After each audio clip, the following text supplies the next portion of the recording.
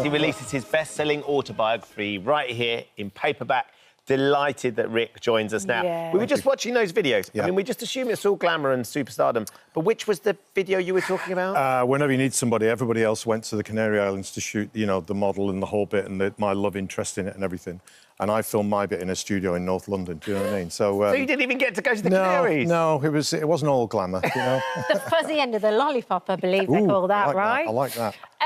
The book is just brilliant. Thank you. I've been listening to the audiobook too, because I like the way you tell the story, because no one's quite as self-deprecating as you are about you. But I love autobiographies anyway. I love that genre of, you know, and I do read still quite a lot, physical read, you know, especially on the beach.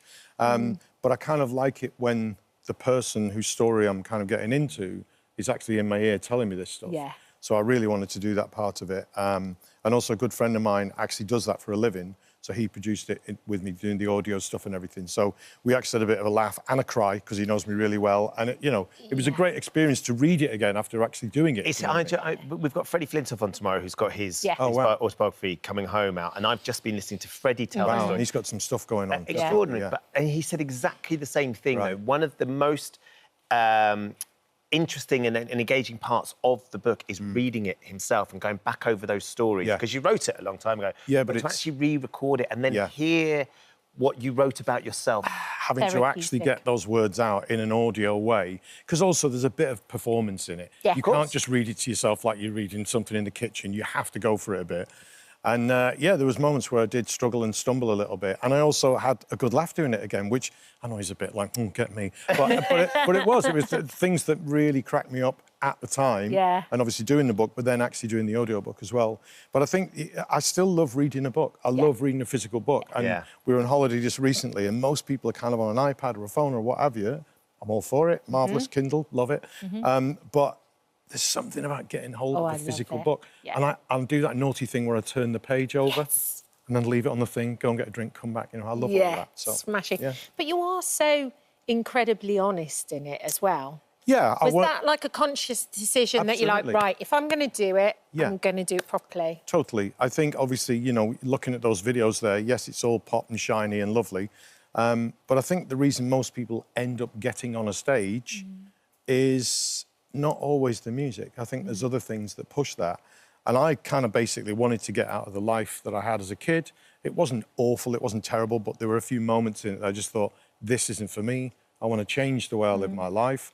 And music kind of gave me that opportunity. So I don't want to make it so mundane and boring that I did it for the security. I did it because I love music. I'm still messing around with music now. But it also, on the other hand, gave me this road to having a different life where I would feel secure and comfortable and be able to kind of like look after myself rather than expecting my parents to do it, you know? Yeah. That shift, though, from where you were, your parents split up and you're living in essentially a porter cabin. Yeah, we did, yeah. You know, and embarrassed about your friends or people at school knowing your existence, to then suddenly being catapulted to superstardom was in a relatively short space of time as well. Then. Yeah, I mean, at the time, it felt a lot longer because everything does when you're a kid, doesn't it? It just, you know. But when I go back to it now, it's kind of crazy. I met the Stock Aitken Waterman guys at the perfect moment, because when I met them and signed a deal, they were just kind of starting out. They'd had a few of their songs on top of the pops, so they were definitely cooking. But in that time of me signing with them and, like, joining their, you know, thing... A stable, it just went bonkers. You know, the Dead or Alive record was massive. Mel and Kim, obviously. Princess. They worked with the Bananarama Girls, you know. They just had so many hits, one after the other, that I was just in the perfect spot. So when they actually did my song and wrote that song for me, Never Gonna Give You Up, it was just set right with, like, radio and everything. They were just ready for the next Stock Aitken Waterman record. So that probably... you know, was an amazing, fortuitous moment for me, really, just to have met them at that time when they were literally taking off like a rocket. So. And talking of taking off, so you were kind of propelled into this world of fame. Everybody knew, but you were still taking your jackets on your video shoots and doing all that, but everybody knew your face. And then it got to a point where you were supposed to jump on Concorde, wasn't it? And you were going to New York. I was meant to go to New York to do one of the big TV shows there, And I'd been taking a few trains in Europe and stuff doing promo. Yeah. Because I'd just developed this fear of flying. And I still don't like it. I am going on a plane later, but I don't like it. I'll be having a nice martini before I get on there. Strange. Just one, by the way. You're OK, I'll only have one. I don't like it now. And I think what it is, it goes back to what I was just talking about. It's about control. I still like to drive myself to gigs. I do jump on the tour bus, but I very often, even in Europe and places, I've actually driven across Australia twice. Really? Doing gigs, yeah. And that's not a small country, No, is it? and I like to get behind the wheel and I do the driving. And it's control. It's like, I've got this, so the other stuff I can't control, fine, I'll, you know, let the wind take me, but what I can control, I like to control. Do you think that comes from your childhood, the instability of your mum and dad? My mum and dad got divorced when I was really young. Yeah. They had some horrendous things to get through. One of their children passed before I was born. And I don't think you don't get over that. You just learn to live with it and try and deal with it in whatever way you can.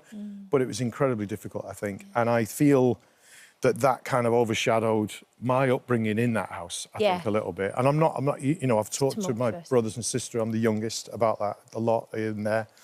But we didn't do when we were kids. It just never really got mentioned. And I think I just wanted to, you know, my dad had a lot of problems. So I don't want to get into it right now. Read the book. And I just think, but that also made me want to leave and run away with the circus, join the circus, and get on a stage. What a circus it was, by the way, because there's a lot of honesty about those moments, but there's some amazing stories here as well. Thank you. Not least meeting Ozzy Osbourne. Oh, my God. Can you just share that experience? Yeah, well, I was staying in a beautiful hotel in Los Angeles, and it's a bit of a rock and roll film sort of place, and it's amazing.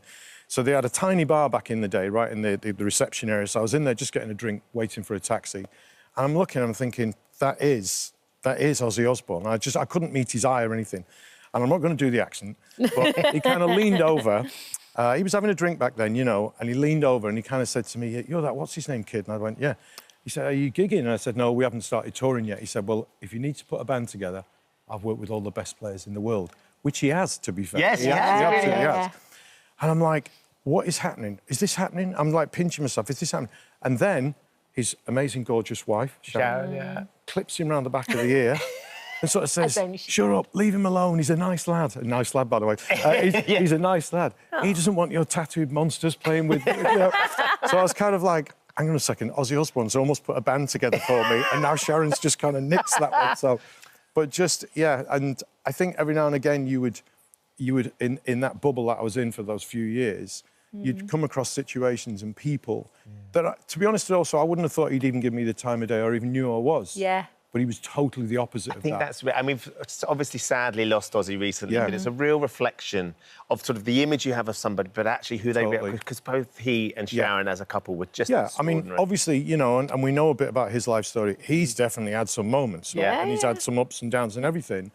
But in the middle of that, there's an amazing guy, you know what I mean? I'm sure there's other things as well, and it's not... But he looked out for you. Yeah, it's just somebody there who actually has got a heart and everything. But don't you feel like your life and career is a bit like that as well? I mean, not like Ozzy Osbourne's. No, not that. No, but it has had ups and downs, and obviously the fact that, you know, I started singing the old songs again a long time ago now, actually. And the main reason I did it was because my wife and daughter... This offer came to go to Japan, and I'd always said no to everything. Right. And when the Japan offer came, they kind of like put my arm on the back and said, "We're going. We want to go." Going. Aww. And we went, and it was amazing. That we had a great family trip and saw some friends, and it was just fantastic. But the main important thing was, for me anyway, selfishly kind of thing, was that I sang that first tune, and I went, "You silly sod, why haven't you done this before?" Yeah. My head was literally going through it as I'm on stage. It was a bit Spinal Tap, you know, where Spinal Tap go back to Japan and reform. It was a bit that, but it was kind of like, it doesn't have to be every part of your existence. You can do it sometimes when you want to do it, and you can back off from things. Not that people were asking me to do much anyway, but it was like you can put your toe in the water, you can take it out. Yeah. And I didn't feel I could do that when I was like 21. Yeah. I felt it was all or nothing. Which I think it is, to be honest. I think when you're in that hot moment, jump in. You've got to do everything. They send you a fuzzy fax in 1987 and you do everything on it. You just do everything on it. Whatever it takes. Yeah. It's extraordinary. The book's amazing. We did get to talk about you working with Peter Kay on that amazing show that both of us involved. So fun. And then going on tour with him as well. Yeah, no, that was gorgeous. And I actually think it was one of the reasons that I got the bug again about trying to do new songs, because one of my friends kind of, again, sort of pushed me a little bit to do a new song when I did the tour with Peter, because we're playing in front of 15,000 people every night, you know. And so I did a new song, and after that I just thought, yeah, at some point I'm going to write some new music. So that's kind of what I've been doing for 10 years now, yeah. Started. Thanks, Peter. Yeah. We've got a lot to be thankful for, Peter. Absolutely. Well, the paperback of Rick's book, Never, is out tomorrow, and tickets for the Reflection Tour out now. Safe flight later. Thank you. Just the one martini. One martini. No, thank you for visiting our This Morning YouTube channel. We upload new content every day, so go ahead and hit that subscribe button so you don't miss out, and we'll see you in the morning.